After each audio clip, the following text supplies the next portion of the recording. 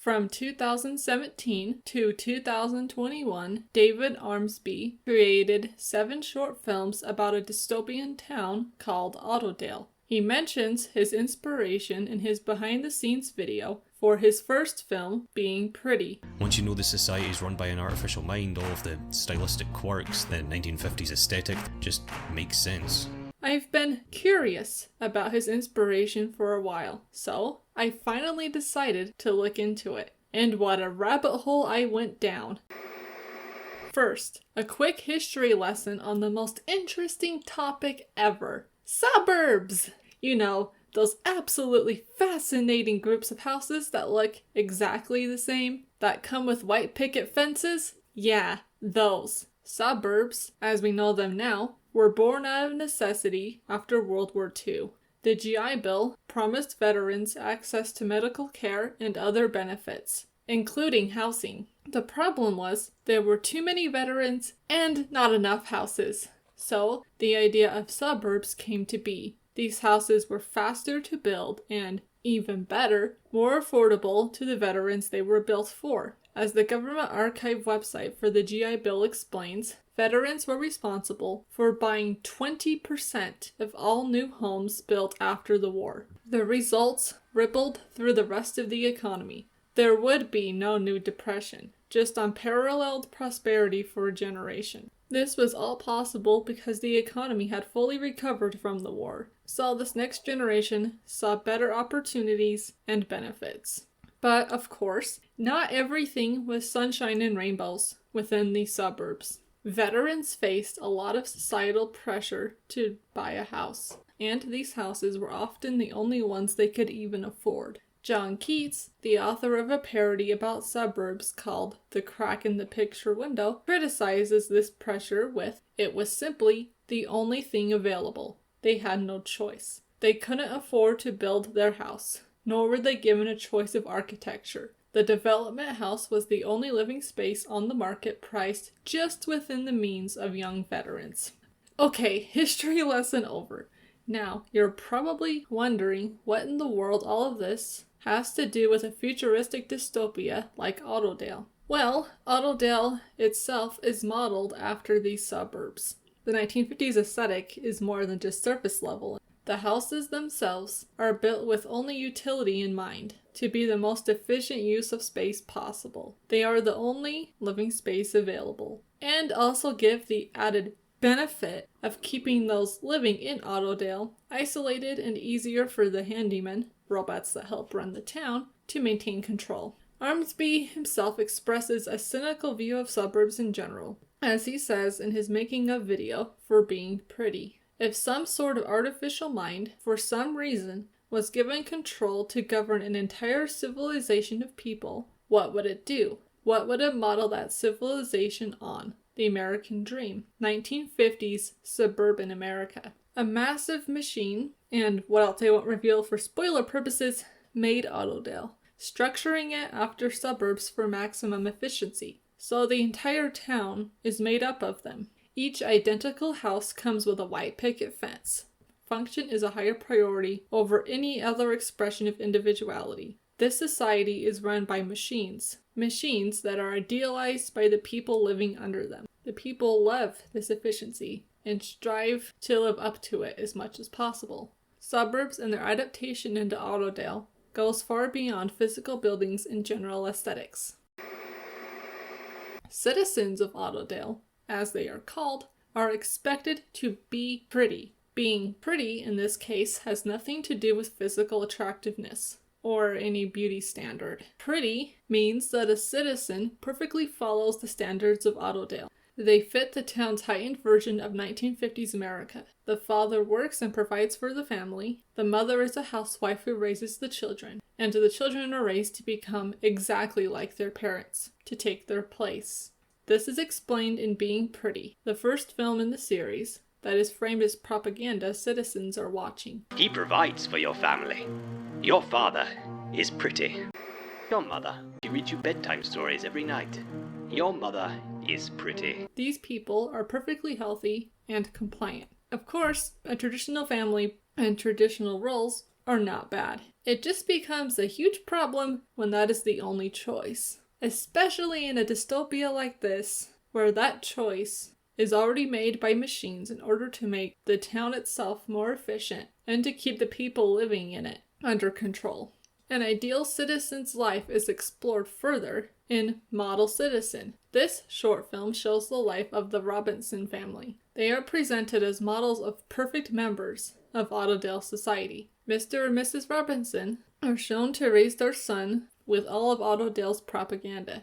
The family fits every stereotype from the 1950s, and they follow every rule. When their son grows up to move out to start the same cycle all over again, Mr. and Mrs. Robinson go to the same pits as seen in the ending of Being Pretty. They happily walk to their deaths, fully believing that they fulfilled their purpose as told to them by Autodale's propaganda, that they fit their roles as parents who raise their children to take their place as new cogs in Autodale's machine.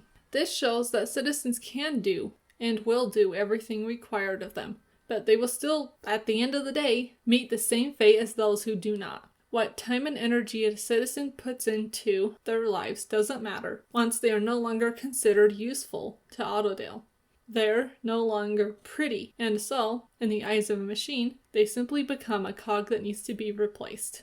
On the other side of things, an ugly is someone who doesn't fit the requirements to be pretty. But alas, children, not everyone is pretty. We don't want uglies. The traits that make someone ugly include a whole range of things. Physical disabilities, race, mental illness, pretty much literally everything you can think of, as Armsby explains in his Making of Model Citizen video. If you're dysfunctional in any way, you're labeled as ugly. Dysfunctional from the viewpoint of a machine that just wants you to be compliant, be productive, reproduce, and replace yourself, means that dysfunctional can mean anything. All because these people are all considered ugly because of things they can't change. Race, physical health, genetics, age, or changes that make them no longer pretty. Obviously, the consequences for failing to meet societal expectations was not death in 1950s America. It was instead exclusion. Unfortunately, not all veterans were able to take advantage of the benefits of the GI Bill. Black vets were often unable to get bank loans for mortgages in black neighborhoods, and they faced prejudice and discrimination that overwhelmingly excluded them from buying homes in white suburban neighborhoods. So anyone who did not fit the arbitrary criteria of those who should live in said suburbs were simply not allowed in. This was done through restriction for the finances, racism, classism, all of the isms. Only middle-class white people, generally speaking, were even considered. And once they were allowed in, they still had to fit the expectations of living in a suburb and living the ideal 1950 standards, like being a traditional nuclear family, a working father, a housewife mother, and children raised to be just like their parents. Anyone inside Autodale who is not considered pretty is deemed ugly and killed. But those who never lived in the town, other humans from towns that fail to achieve what Autodale did, are never put in any position to be labeled ugly or pretty. Instead of being seen as dysfunctional cogs like uglies, these freaks are viewed as alien and a threat to Autodale. Because they were never part of the town, these people are shown as creatures called freaks in Don't Feed the Freaks. They live in the wasteland that is outside of Autodale. Armsby confirms that these so-called freaks are indeed other humans in his making of video for Don't Feed the Freaks. The freaks are just normal people. They're just outsiders and strangers. And, through the traveler's eyes, strangers are unpredictable and scary, but they're still people. The attitude of Autodale towards these freaks is most clearly shown in Don't Feed the Freaks. In that film, a boy called the Traveler is searching for Autodale, which he has heard of through rumor, as Armsby explains in his making of video for Don't Feed the Freaks. His town fell when he was young, and he is trying to find the last remaining town, Autodale, a mythical place of safety and kindness, hidden somewhere within the wasteland, the last remnant of all civilizations. where all other civilizations and the rulers have fallen. This traveler sees many freaks as he makes his way to Autodale. Then he finally finds it, only to be perceived by its citizens as a freak, rather than a human like themselves. You can see this at the end of Don't Feed the Freaks, when this traveler has entered the town. He is seen by two children, who see only a monster wearing a scarf, instead of the human boy that we, as the audience, know he really is. Armsby keeps the exact meaning of the freaks in the larger story of the shorts vague. In his making of video for Don't Feed the Freaks, he explains, "I deliberately kept the story, themes, and meaning of this short quite open-ended. If you want to see a story about xenophobia, you can, because it's all there and it's all deliberate. But if you do decide to compare the freaks to those people who were excluded from Suburbs, you'll find a lot of similarities. For example, the citizens of Autodale view their town and the suburbs that make up that town as perfect and safe. They understand the world outside Autodale to be unlivable and dangerous. Those who lived in suburbs had a similar view, just far less extreme. A house in a suburb was something to aspire to. Obtaining one was a status symbol. I have to have all those things if I'm ever gonna be a success." The freaks themselves are outsiders, literally alien to Autodale. In all of these films, the freaks are shown as monsters with sharp teeth, large bodies, and unpredictable temperaments. They can be violent, like in Friendly Shadow, or helpful, like in Don't Feed the Freaks. They are actively kept outside of Autodale, as seen in Friendly Shadow, where an android called the Friendly Shadow communicates with part of the machine AI that runs the town. This AI describes a freak that got into the town with whatever it was. It tore through a fighting fit young man and two fully functional handymen. This AI, referred to as Hive, describes this freak in the context of its impact on the town's ability to maintain its propaganda and control over its citizens, calling the freak and it and focusing on the damage it caused to Autodale.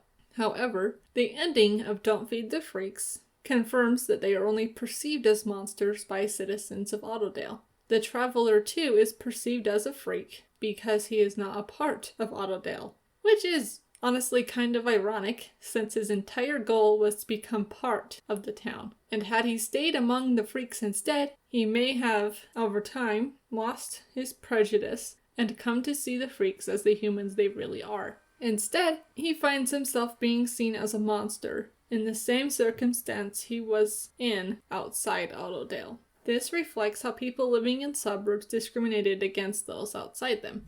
By division through added monetary status, like having the financial means to even purchase a house in a suburb, location, a nice neighborhood monitored to only have approved people live there, and a general social status. Keats explains, "A second present and future national danger lies in the fact that developments are creating stratified societies of singular monotony in a nation whose triumph to date has depended on its lack of a stratified society, on the diversity of its individuals. Yet today it is possible to drive through the various developments that surround one of our cities and tell at a glance the differing social strata. Even how suburbs are structured furthers this division. Their layout encourages the people living in them to stay within them. Humans are generally creatures of habit and will take the path of least resistance. So, we'll tend to stick with what we know and what's the most convenient. Why go outside when you can stay within your comfort zone? Live outside the suburb? You're out of luck and viewed as a literal intruder somewhere you aren't welcome."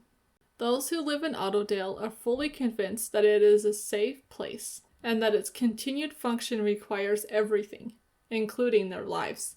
They idolize the machines, handymen, and the AI that runs the town itself. Autodale stays constant, chugging along at peak efficiency. Like actual suburbs, function and practicality were prioritized over individuality. As Armsby explains in his making of video for Being Pretty, Autodale was removing all the flaws and oddities that make humans human. But it makes perfect sense. Well, to a machine. The biggest irony of all of this is that the circumstances Autodale was created for changed in the thousands of years since its inception. The outside world, is no longer dangerous, proven in the traveler's journey to Autodale, where he was able to survive in getting to the town, and in the ending to Friendly Shadow, where a young girl escapes Autodale with a young freak she befriended. This change does make Autodale obsolete. The so-called freaks found themselves in a position where they had to survive as the outside world became livable again. They adapted to it. Granted, not from their own choice, more on necessity, but really still better than living under the reign of machines and the pressure to conform to its standards, with the full knowledge that if you outlive your usefulness, or rather when, you'll be removed and killed. The powers that control the town of Autodale adamantly reject that the outside world has changed. They want everything to stay the same, for the discrimination to continue, for citizens to live on, unaware that the system they live under is a lie, that there is a different way, beyond the rigid, unforgiving standards set by a machine.